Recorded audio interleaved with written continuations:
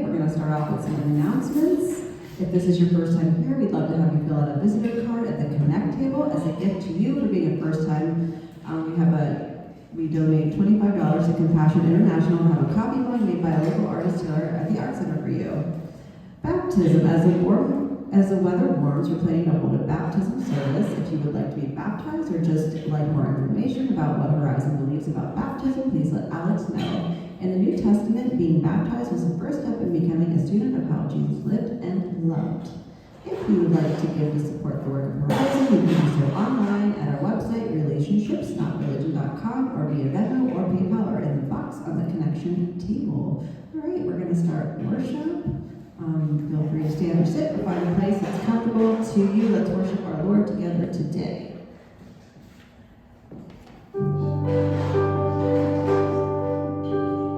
In my wasteland, in my doubt, in my prayer, you won't walk out. Your great love will lead me through. You are the peace of my troubled sea. Oh, you are the peace of my troubled sea. In the silence, you won't let go. In the question, the truth will hold. Your great love will lead me through. You are the peace in my troubled sea. Oh, you are the peace in my troubled sea. My lighthouse, shining in the darkness, I will follow you. My lighthouse, I will trust the promise. You will carry me safe to shore, safe to shore, safe to shore, safe to shore. I won't fear what tomorrow will bring. With each morning I'll rise and sing. My God's love will lead me through. You are the peace in my troubled sea. Oh, you are the peace in my troubled sea. My lighthouse, shining in the darkness, I will follow you. Oh, my lighthouse, I will trust the promise. You will carry me safe to shore, safe to shore, safe to shore, safe to shore. Before us, you're the brightest. You will lead us through the storm. Sing fire before us. You're the brightest. You will lead us through the storm. Sing fire before us. You're the brightest. You will lead us through the storm. My lighthouse, shining in the darkness, I will follow you. Oh, my lighthouse, oh, you're my lighthouse. I will trust the promise. You will carry me safe to shore, safe to shore, safe to shore.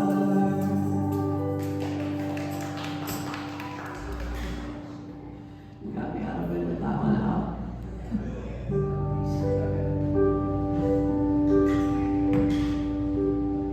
So thankful for God being so good today. Let's sing about it. Let the King of my heart be the mouth where I run, the fountain I drink from. Oh, He is my song. Let the King of my heart be the shadow where I hide, the ransom for my life. Oh, He is my song, and You are good.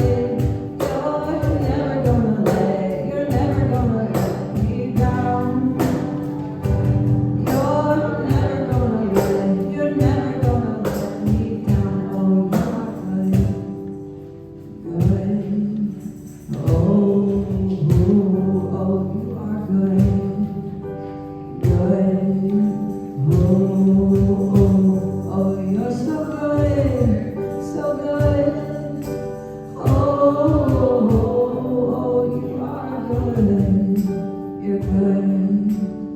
Oh,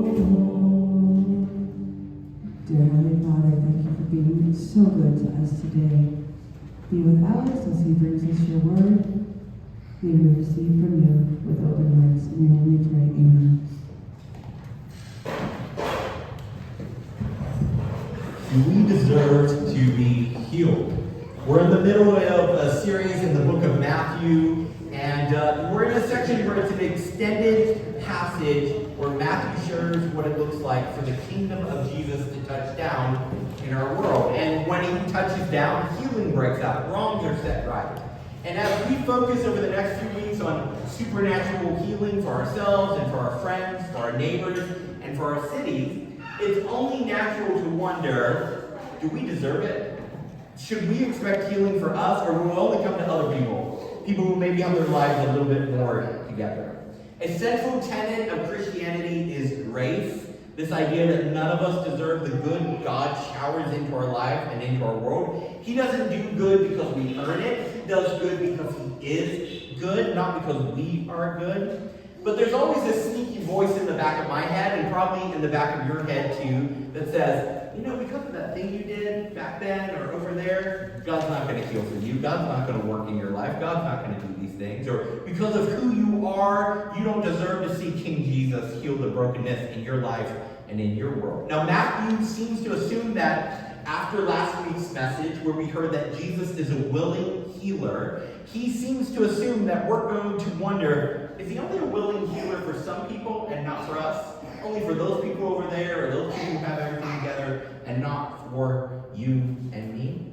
So he uses an example of Jesus healing one of the most despised people in Israel, a career soldier in the Roman army, to remind us that the grace of Jesus knows no limits. Now, it cannot be understated how much the Jewish people hated the Romans in the first century. Historians tell us taxes were 80 or 90% of your income in first century Israel. How many love taxes? Not me, nobody. But you know what? It's a whole lot less than 80 or 90%. Can you imagine that? You barely have enough to survive, and the Romans are taking 80 or 90% of your income. No wonder why people hated the Romans, right? But not only that, land that had been in your family for generations, the Romans were taking that and giving it to soldiers as they retired as payment to the soldiers. And so there was land that had been in your family for generations and generations and generations, and the Romans came in and said, yeah, that's now this soldier's land. That's his payment for working in the army. And you go, but it's mine, it's my family's. My grandfather told it, and my great-grandfather told it. They said, no, if you say anything, we'll kill you. They hated the Romans. And it's not only that, the religious leaders and the nobility, the people in Israel who should be standing up to power, instead had gotten in bed with the Romans in order to preserve some level of power and influence and to make some money. And so the average person in Israel hated the Romans. The talk of rebellion was everywhere. People were joining insurgency groups like zealots, and swearing allegiance to a group of assassins called the Dagger Men, and they would sneak up in crowds in Roman-occupied Israel, and they would slit a Roman soldier's throat, and then they would blend into the crowd and disappear. And so everyone you knew had someone who had been oppressed by the Romans, or you had been oppressed, or you knew somebody who was joining one of these insurgency groups to fight the Romans. After the last big rebellion in Israel, Rome crucified 6,000 Jewish men who had rebelled along the road to Jerusalem. And so every time you walked up to Jerusalem to worship, you remembered seeing 6,000 crosses along the road where your family member and your friends and your neighbors had been crucified, as a statement that Rome would crush Israel and there was nothing you could do about it. So all this to say, the Jews just didn't have a strong dislike for the Romans. They hated the Romans. It wasn't like, oh, you know what, I don't care for those Romans. They hated them. And I think it was important to Matthew that this story be included because he worked for the Romans himself, and yet Jesus picked him to be an apostle. And he's writing this gospel, this account of Jesus' life and death and resurrection and ascension. And Jesus started his manifesto in Matthew chapter 5 by saying the people you wouldn't expect are first in line for his kingdom. Remember, he said, blessed are the poor, the opposite of the people they thought would be blessed, like the rich and the powerful. And Matthew seems to be saying here that the healing of God is going to come to people you don't expect, and even to people you don't think deserve it. Healing is going to come to us, even when we don't think we deserve it. So let's look at the story together in Matthew chapter 8, verse 5 through 13. When Jesus had entered Capernaum, a centurion came to him asking for help. Centurion is a Roman soldier.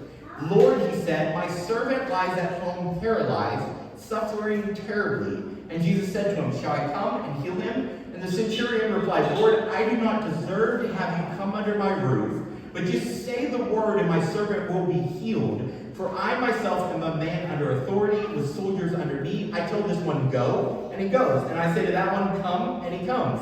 And I say to my servant, do this, and he does it. When Jesus heard this, he was amazed, and he said to those following him, truly I tell you, I have not found anyone in Israel with such great faith.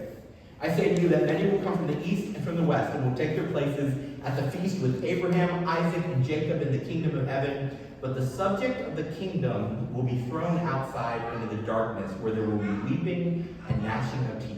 And then Jesus said to the centurion, go, let it be done just as you believed it would. And his servant was healed at that moment. Now, Capernaum was home base for Jesus' ministry. Matthew 4:13 tells us this is where Jesus lived. Matthew 4:13 says Jesus came and dwelt in Capernaum. This is kind of his central hub from which he goes out and preaches and teaches and heals. Capernaum was a fishing village on the Sea of Galilee that's in the north of Israel. It was home to about 1,500 people in the first century. That includes Peter and Matthew, are both from Capernaum. And it was also home to a Roman garrison, including the centurion in this story. Now, a centurion was a Roman career soldier who led between 80 and 100 men, right? We have, what do we call 100 years? A century, same as a centurion. But they didn't always have 100 soldiers. It was somewhere between 80 to 100, but they could command up to 100 soldiers.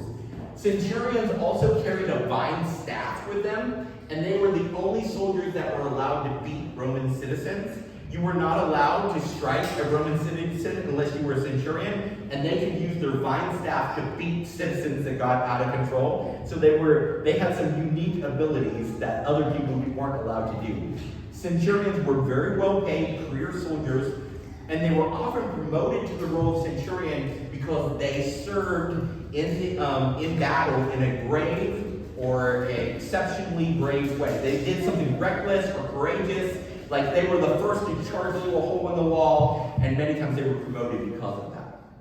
Now, Jews reading this account from Matthew would expect Jesus to do this. The centurion comes up, and they're like, hey, Roman, Jesus is going to tell this guy off. They would expect him to be like, no healing for you. No, you're a bad person. You don't get healing, only the good people get that. No healing for Romans. The Roman oppressors should be sent away. Healing is for God's people, not Roman pagans. That's what they want. In their mind, the Messiah should be killing and defeating Romans, not exemplifying enemy love.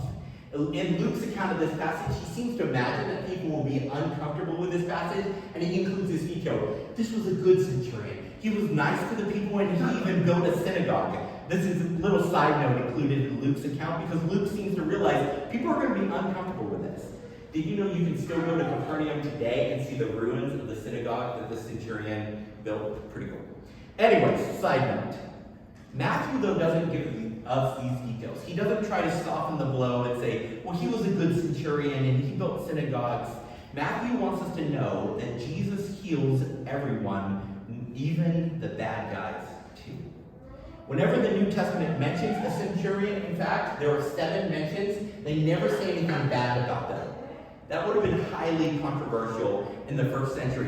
The normal thing for all the Jewish writers of the New Testament to do anytime they mention a centurion would be like, those awful Roman centurions. Instead, they exemplify enemy love even in how they write the presentation of the gospel. So, I think in the story here, though, when we come to this story, Matthew wants us to think, or Matthew assumes that we're already thinking Jesus will heal for others, not for me, because I did that thing or I'm not worthy of his healing. And then we'll read the story and realize if he healed a Roman soldier, he'll also heal for you and me. He heals because he is good, not because we are good. And some scholars suggest that the healing may have been even more scandalous. Now, this involves a little bit of Greek, so just stay with me for just a few minutes. I would try not to bore you with too much Greek. But the words the centurion uses here, when he says, my servant, is actually the Greek word pais. Can you say that? Pais? Yeah, that's the Greek word. And it means boy, but it has a more intimate relationship than simply soldier or servant. The other word that's used in this passage for servant is lulos. Can you say lulos? Lulos, yeah. You didn't know you'd be forced to say weird Greek words today. That means servant or slave. That's not the word he uses. That's the word that's used when Jesus is like, do you want me to come heal your servant? He says, lulos. And what the man says is, I want you to come heal my pais. It's this much more intimate relationship. He says, I have soldiers and I have servants, but that's not who I need healed right now. He wants healing for his pais. It's a more intimate and familiar word than merely a servant. It can mean a young boy servant. It can also mean a son or an illegitimate son, or it can even mean a young male lover. Matthew is saying when the king comes, he's going to bring healing, and it doesn't matter who you voted for, or what your race is, or your thoughts on controversial issues. Jesus brings healing to all that ask. We don't know what the relationship is here, but whatever it is, Jesus brings healing. Oftentimes we like to play gatekeeper for Jesus. We point to the most controversial issues of our day, and we try to tell people who can and can't approach Jesus. The first century religious leaders tried to do that, and Jesus did this annoying thing. He would go and eat with the people that they say you shouldn't spend any time with, you shouldn't talk to, the people who had no right to come to God. Jesus would share meals with the people that we would rather avoid. And I think sometimes when we read the Gospels, we're like, Jesus ate with the sex workers and the tax collectors. Man, Jesus was punk rock, he was like a rebel. That's so cool. But we have no sense of the scandal of the first century. Imagine the person that you're most uncomfortable with. Maybe it's a political person, maybe it's a person, I don't know what it is. Whatever you imagine. Imagine Jesus eating with them. Not going in there and saying, here's everything you guys are doing wrong, but just eating with them. It kind of irks me. I think about some political people, and I don't want Jesus eating with them. I think about some people who are racist or bigoted, and I don't want Jesus eating with them. That's the kind of feeling that people had as Jesus went to people who didn't deserve it and said, I bring healing to you too. In Matthew 5:45, Jesus said, we should love our enemies so that we may be children of our Father in heaven. He causes his sun to rise on the evil and the good and sends rain on the righteous and the unrighteous. So anytime you're feeling like, you know what, Jesus isn't going to heal me because I'm this, or I did that, or I'm not whatever, you're way too focused on yourself and not focused enough on the willing healer, King Jesus. You're trying to draw battle lines when Jesus wants to bless across lines. When you think Jesus shouldn't heal that person because they're not whatever, they don't have this together, they're not doing this, they're doing that, Jesus wants to heal across lines. The message of Jesus is not come to me when you get your morality right. Like clean up your life, do everything right, then come to me and I'll accept you. No, the message of Jesus is not come to me when you get your theology right. Like you believe some things that are off, and that's just not, you go to seminary a couple more years and get it all together and then you can come to me. That's not the message of Jesus. The message of Jesus is come. Because I came, you can come to me. Your morality doesn't have to be all right. Your theology doesn't have to be all right. Come to me and I'll change you from the inside out.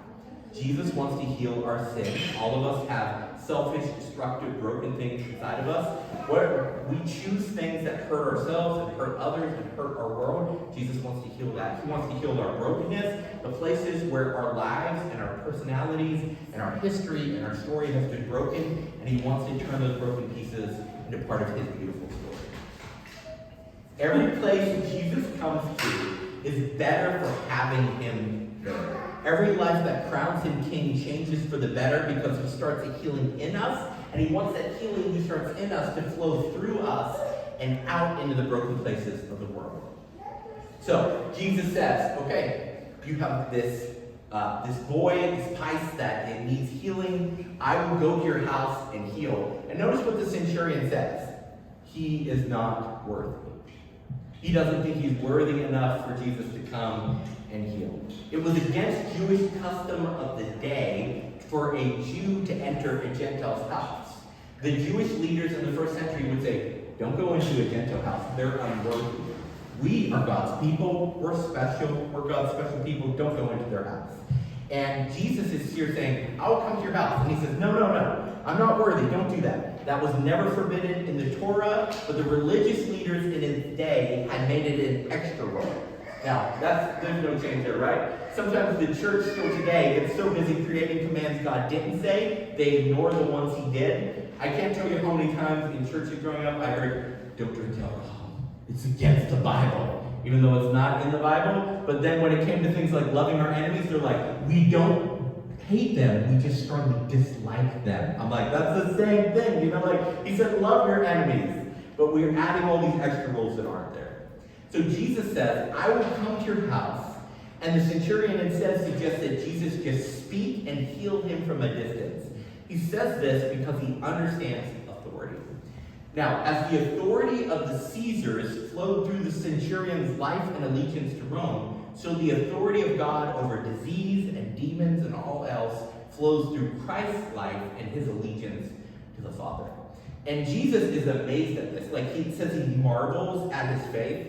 He believed that Jesus could heal with a word, not just a touch. He believed Jesus was working, even if he couldn't see him working. He believed that Jesus would heal despite who he was as a Roman soldier. He believed Jesus had the authority to change the status quo, that his life wasn't going to look like the same tomorrow because he had met and spoken with Jesus. Do we believe that? Like so often I pray and I just expect things to stay the same. So often I don't see anything happening and I'm like, well, nothing is happening.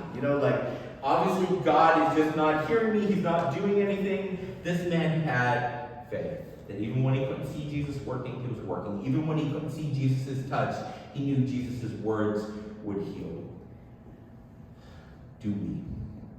Jesus sums up this entire encounter by saying that people who you think would be shoo-ins in the kingdom are going to be outside, and the people who you think don't deserve to get in are going to have a place at the feast table with Abraham, Isaac, and Jacob. The people who think they deserve healing based on who they are the very people who will miss it. And there is this very graphic image of people gnashing their teeth. You notice back here in this passage, he says, hey, these people you don't expect, like this Roman centurion, are going to be feasting with Abraham, Isaac, and Jacob, while others are going to be actually outside in the dark, outside looking in at the feast and saying, gnashing their teeth. So what does that mean to gnash your teeth? That's a weird phrase, right? Let me give you an example. Imagine I'm in college. This is a real world example. And I'm taking an exam. And I'm a very driven person, and I like to make A's. So I've filled out my whole test, and I'm going back over my answers. Because I never just filled it in and said done. I would always double check all my answers. And I reached a question that I had some questions about. And I was like, ooh, I picked A, but I'm not sure. So I think about it. I do some work on the side. I think about it some more. I erase A and I fill in C instead. And I'm like, okay, it's C. And I go and turn in my report, and I immediately take my backpack out in the hallway, outside the door, open it up, pull out my book to double check. It was A. It wasn't C, it was A. I should have stuck with my first answer. And I never take your answer. Right. And I gnashed my teeth. I went, oh, I knew it was right. I knew it was right, and I changed my answer. I knew what was right, and I picked the wrong thing. That's gnashing your teeth. Anybody done that? Probably all of us at some point have done that. Sometimes we ignore what we know is true, because we know if we admit it was true, we would have to change. And Jesus says, you know that my life, my gospel, my good news of who I am is right. Come to me. Come to me. You don't want to be on the outside of the feast looking in someday and say, I knew the way to go was with Jesus. Jesus is directly saying here that there are Jews, people who thought they were going to be in the kingdom because of their birth, who they were, the family they were born into. They're actually going to be on the outside of the kingdom looking in, while a Roman soldier dines in the kingdom because he saw Jesus for who he was when they refused to. So as we work this week to become people of peace and agents of love, as we ask Jesus to heal the broken things in us and around us and use us to bring healing into the world, what should we do with this message? How do we take this message and like apply it to our lives. What do we take out of this? Well, I want to encourage you to do 3 things. One, remember last week I asked you to write down something and pray for the healing. Pray for the healing of a family member. Pray for the healing of a relationship. Pray for something that needs healed in your body or in your mind or in your city or in your community or in your workplace. Continue to pray for Jesus to heal. Because not only is he a willing healer, he's someone who heals despite who we are and not because of who we are. He doesn't say, okay, you've been making good grades in the morality category. I'll go ahead and heal for you. No, he heals because of who he is, not because of who we are. Number 2, think about the objections for why you think Jesus won't heal. Are they really about Jesus, or are they more about your insecurities? So often I think, well, Jesus isn't going to do this. He isn't going to show up here. And really, it's a lot more to do with my insecurities than anything about Jesus. Confess those things. Admit those things to Jesus. Ask him to build your faith. And finally, I want you to think about who your enemy is. Who is the person that you're like, I feel uncomfortable when good things happen to them? If you have a hard time thinking about who your enemy is. We all have those people who maybe hurt us or betrayed us, the people who are against us, who aren't for us, the people who we think, you know what, if a bad thing happened to them, I might feel a little smirk inside me. I may not show it, but I'd feel good about something unpleasant happening to them. Think about those people, and then pray and ask God to heal in their lives and bring healing into broken places in their life this week. Jesus said we are never more like our Father than when we love our enemies.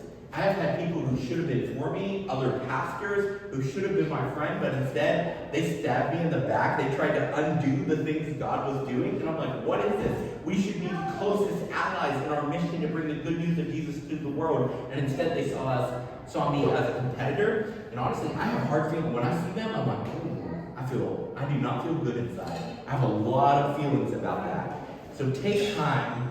Pray for the people who have betrayed you this week. Pray for the people who have hurt you. And pray that God will bring healing into the broken places in your life. Don't pray this. Pray that they have a car accident. Pray that they lose their job. No, that's what we want to pray, but we're not like that, right? We're like our Father in heaven. We're going to pray for their good. We're going to pray for their healing. Because Jesus heals people who don't deserve it. That's what he does in our life. And we're going to pray that he heals the people who have hurt us because we are like our Father. Let's pray. Lord Jesus, thank you for healing the centurion. Thanks for not sending him away and saying, no, you're not in. You don't deserve it. Thank you for this reminder that none of us deserve it, but we can all be in when we humbly come to you and say, will you heal me? Will you heal my servant? Will you heal my family member? Will you heal my friend? Will you heal my city? We need you. God, forgive us for thinking that we're good enough, and help us to not, at the same time, be so in the extreme that we think we're so bad that you won't do anything. It's not about us at all. It's about you. Thank you for being good enough when we couldn't be. Thank you for dying for us so that we might become like you. And God, I pray that we will be like you. The Apostle Paul says that you died for us when we were sinners, when we were enemies of God. And so, God, I pray this week that you will give us a supernatural love to crave good for our enemies, for those who have hurt us and harmed us, disappointed us, and betrayed us. And I pray all these things like a